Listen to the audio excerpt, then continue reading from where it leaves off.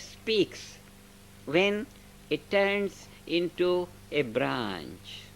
And what language the sap speaks when it offshoots like a leaf from a branch. And what language the leaf speaks when it makes a lot of fine fabrics of the leaf, like that, like that, like that. So it's the language that is responsible for every step of evolution. And that language is the language of Atma. It is the language of the self. It is the self-referral language which creeps on to the various phases of evolvement. That's how the nature evolves. That's how from the unity, the infinite diversity evolves. But when we say from unity, we must be very careful that the evolution is not a process that leaves behind unity and creates diversity. No. At every state of expression of diverse values, it is the unity that is expressing itself. So the heart, the self, the central point, the very life of every particle in the universe, or every language that all the species speak, the very fine part of it is the language of nature. And that language of nature is spoken by the mother to the kids,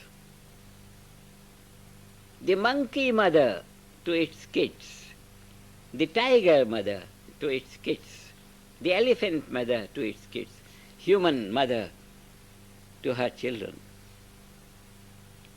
That is the spontaneous language which is coming on to us since time immemorial, depending upon the climatic conditions and geographical situations in every part of the world. So, we have realized through this new awakening by the establishment of the university, when I was thinking what should be the medium of instruction, then this thing clicked, that the medium of instruction should be mother tongue.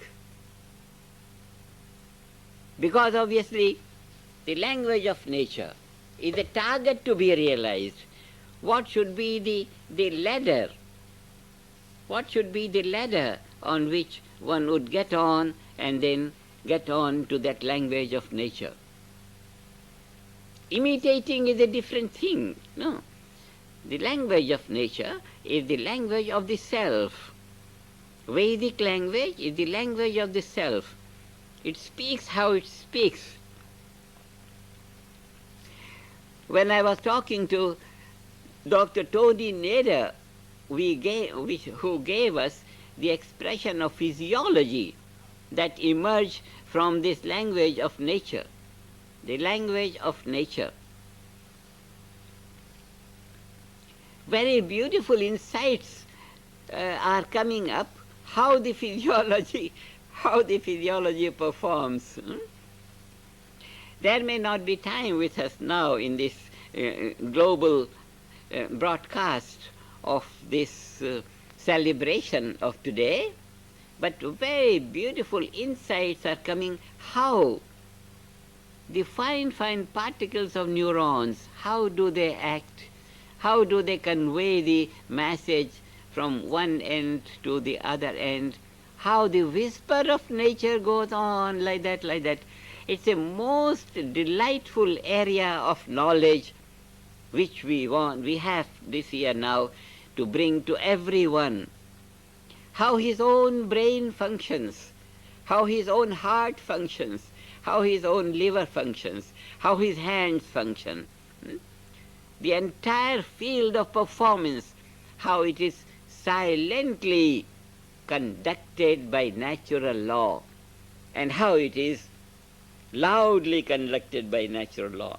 Everyone is dynamic. He seems to be dynamic, but the dynamism has at its basis silence. The entire galactic performance, each galaxy with infinite speed in all directions, but all the galaxies in empty space. Infinite silence. Infinite silence. All the time cordially related to infinite dynamism of galaxies, solar system, world, all this. This is the potential Brahm. This is the potential of totality, we say totality, we say wholeness. This is the potential of Atma, which we say ocean of knowledge, ocean of power, ocean of bliss. So all education should deliver is the awakening, this awakening of the self into its potential Brahm, the element of self, waking up to the element of Brahm, but not separately, but within its own self. As the seed swells up, and the inner fibers of the seed, which were thus far unified, they swell up in their individuality. And they all unite in this sprouting. And then that thing grows and becomes diverse tree. Like that is the growth. Exactly like that, the seed and the tree and the development. That is the field of education. That the individual has to be analyzed for his mechanics of diversification, for his mechanics of expression, for his mechanics of expansion, for his mechanics of wholeness, that Jyotishmati Pragya, the whole Jyotish, for its entire complexity in silence, that is this Sthapatya Ved, entire diversity in the different tunes spoken, which contrasts with silence, the dynamism of Gandharva Veda. All these beautiful insights into the reality will now be made available to all the people, and this will be Vedic education everywhere. What I need is from every country the volunteers come to me, and I'll train them in their own mother tongue, and they'll go back to their country. They will awaken complete field of knowledge and infinite organizing power of natural law in the awareness of their people in their mother tongue, and we should aim at having this awakening sort of completed within this year. It will only need 1 or 2 people from every country. I'll organize for them all to be here, or maybe better in India, where all the pandits are there, and they will help them to mechanize the delivery of this quiet spoken language of natural law to easily, naturally expressed in their own mother tongue. This is the work now we undertake. We undertake it now, from now, and no time should be lost and not much preparations to be made, because we are now masters of management.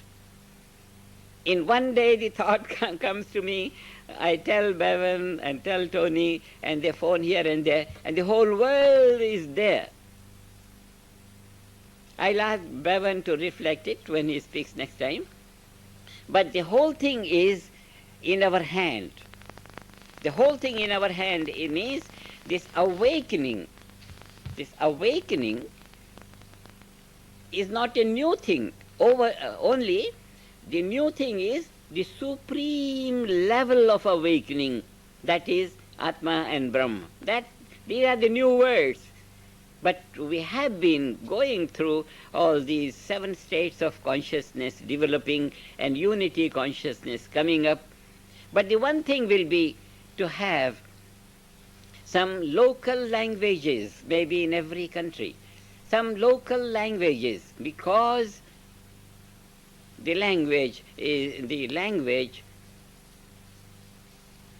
it is far away from the natural language, then the dilution is not a good thing in this area. Then the effect is diluted, then the purpose is diluted. We have to do the same effort. Why not do the effort in the mother tongue in each country? When we have to spread Vedic wisdom, the knowledge of natural law in everyone, so that in his daily life he spontaneously lives natural law, when we have to do it, why not favor him with such ease and comfort? And this will be when we bring the education in the local language. All education of natural law in the local language everywhere throughout the world, and everyone will grow as the ambassador of natural law. Ambassador of natural law means a demonstrator or a custodian of natural law, the custodian of order in the universe. Custodian of order in the universe. And this development of the custodian of order in the universe will help us to establish order in our world, order in our international family, order in our own family, order in the people, between north and south in every country, between east and west in every country. What we are witnessing today is not order, not order. This awakening is the awakening of order, because on the ultimate level of life we have order between the two contradictory values which we have been thinking they are contradictory values, silence and dynamism. Now silence and dynamism are awakened, both awakened to find each other in each other. With this awakening of reality, when we have the holistic value of natural law in the expression of the structure of Ved, and what is coming out is specificity without losing the wholeness. This is the great miracle of natural law, that it supports the evolution of single item, single individual in material life, or single this principle, theories, which we call in science, individual theories, but individual expressions of the theories in actual performance. When we have these, then our target of this year, our awakening of this year, will really take human human existence to that supreme level where peace, happiness, freedom, prosperity, unity, diversity, all these will be realities. In this awakening, diversity is no damage to unity. Unity is no damage to diversity. This is Vedic wisdom. All this comes to us from the vision of what Sanghita of Rigved is. Sanghita of Rishi Devata Chand. Unified state of the three values. Unity, diversity. So we are faced with a job to be accomplished, but the job is full of waves of knowledge, full of waves of happiness, full of waves of power.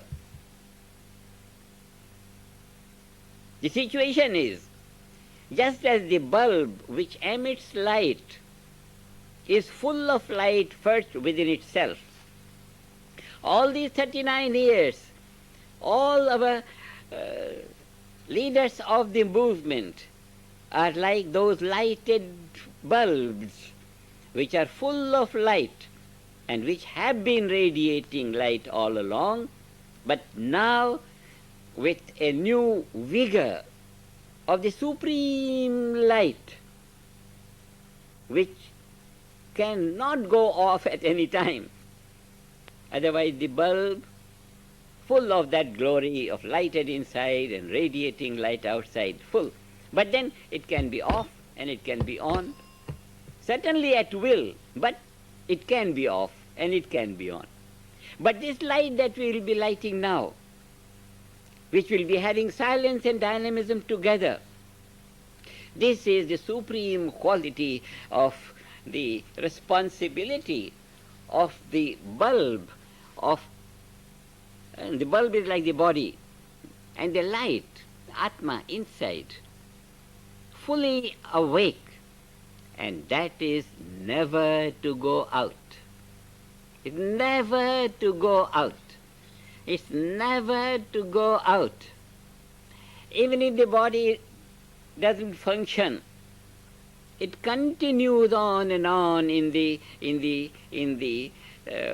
passage of infinity, creating new bodies and radiating that light and creating new bodies and new bodies and new bodies. Innumerable species one travels along, tasting different fields of happiness, variety of happiness and all. That eternal continuum of awakening we are going to bring to everyone in the world in the most simple manner through the language of each country. And on that we'll continue and on and on and on.